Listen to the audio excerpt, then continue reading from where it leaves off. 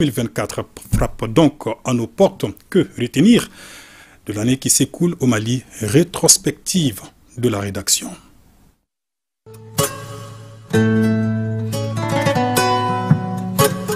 Le Mali en 2023.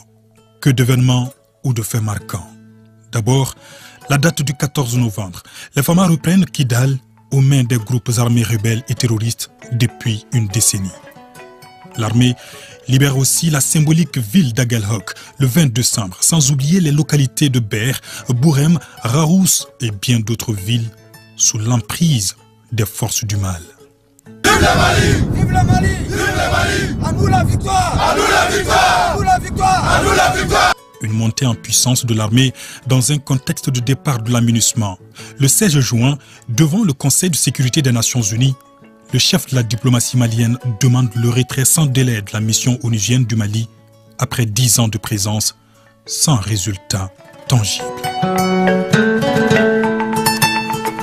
Les Maliens se souviendront aussi de l'attaque terroriste lâche perpétrée contre le bateau Tombouctou le 7 septembre, tuant 49 civils dont des femmes et des enfants.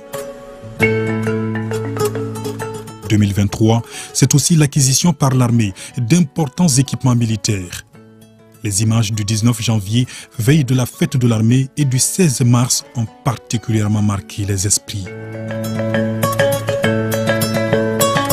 L'année qui s'achève voit aussi le Mali basculer dans la 4e République. Le 22 juillet, le président de la transition promulgue la nouvelle constitution. C'est à l'issue d'un référendum constitutionnel tenu le 18 juin. Le oui l'emporte avec 97%. 2 semaines après, interviendra un remaniement ministériel, le 1er juillet. Le Mali en 2023 est aussi diplomatique. En juillet, le président de la transition effectue sa première sortie hors du continent en prenant part à Saint-Pétersbourg au 2e sommet Russie-Afrique. Quelques mois auparavant, le 7 février, le chef de la diplomatie russe était accueilli à Bamako pour une visite d'amitié et de travail visant à renforcer la coopération entre le Mali et la Russie. Une visite qui intervient après celle effectuée par des ministres maliens en Russie. La capitale malienne a également reçu le 23 novembre le général Abdraman Tchani, chef de l'État du Niger, pour sa toute première sortie officielle depuis sa prise de pouvoir. Une visite intervenue au lendemain de la création de l'AES, Alliance des États du Sahel, avec la signature le 16 septembre de la charte du Liptako Gourma par les présidents capitaine Ibrahim Traoré du Burkina Faso, colonel Assimi Goïta du Mali et général Abdraman Tchani du Niger. Autre fait marquant, Bamako rappelle son ambassadeur en Algérie pour consultation après une décision similaire prise par Alger. Une décision faisant suite à la convocation de l'ambassadeur d'Algérie au Mali par le ministère des Affaires étrangères pour des actes jugés inamicaux et considérés comme une ingérence d'Alger dans les affaires intérieures du Mali.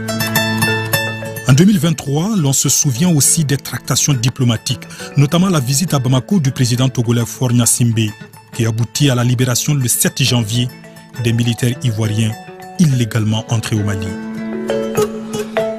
Quelques actions de développement ont également retenu l'attention. Le 13 juin, le président de la transition se rend à Ségou, où il relance les activités de la Comatex et donne le coup d'envoi des travaux de construction de la route Ségou-Djoro. Colonel Assimi Goïta a été accueilli aussi à Caille le 23 juillet pour d'autres chantiers. La relance du train voyageur, la pose de la première pierre du 2e lycée public de la ville, les travaux de réhabilitation de la route Caille-Sandaré ou encore la rénovation du stade Abdoulaye Macro Sissoko. Le 31 octobre, il inaugure à Bamako 3 centres de dialyse, une première au Mali. L'on retiendra aussi que c'est en 2023, précisément le 28 août, que le chef de l'État promulgue le nouveau code minier du Mali, adopté par le Conseil national de transition. Quelques grandes rencontres sont également gravées désormais dans les mémoires. Du 6 au 16 juillet, Mopti accueille la Biennale artistique et culturelle après 13 ans d'interruption. Le 25 août, le gouvernement signe avec les partenaires sociaux un pacte de stabilité sociale et de croissance.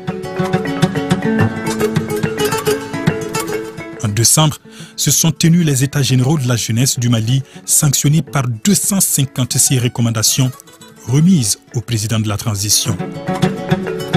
L'année qui s'achève est aussi marquée par des perturbations dans la fourniture de l'électricité. 2023 aura été également une année de preuve pour le chef de l'État. Le 9 avril, la présidence annonce le décès de son père, Bakary Goïta. Quelques jours après, le 18 avril, l'on apprend la perte de certains membres de l'équipe en charge de ses œuvres sociales, parmi lesquels son chef de cabinet adjudant Oumar Traoré, dit Douglas. Le monde de la communication a été aussi endeuillé avec la disparition de certaines icônes. Djibril Mbodj, Amadou Konaté, Almami Samouri Touré, Oumou Diarra, Diti Djeman. Triste année également côté sport, avec la disparition le 2 septembre à l'âge de 77 ans de Salif Keïta, premier ballon d'or africain. Mais l'année se termine en beauté avec le beau parcours des aigles cadets qui décrochent le 1er décembre la 3e place à la Coupe du Monde de leur catégorie en Indonésie. 2023 s'achève, 2024 s'installe avec son lot de défis, mais aussi et surtout d'espoir.